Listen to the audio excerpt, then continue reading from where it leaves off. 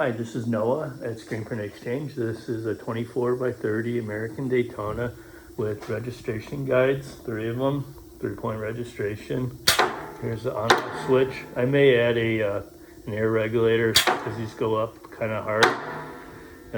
But I replaced the lever here instead of on the inside, on the outside. So whenever this goes down, it changes the squeegee and the pins.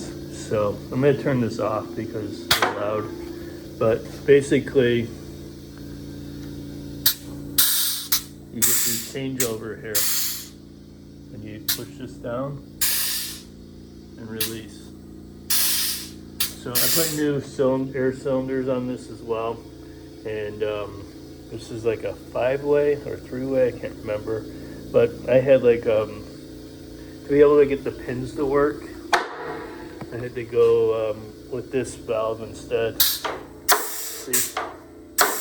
So yeah, this is a good place to put it because it's easily accessible and adjustments can be made.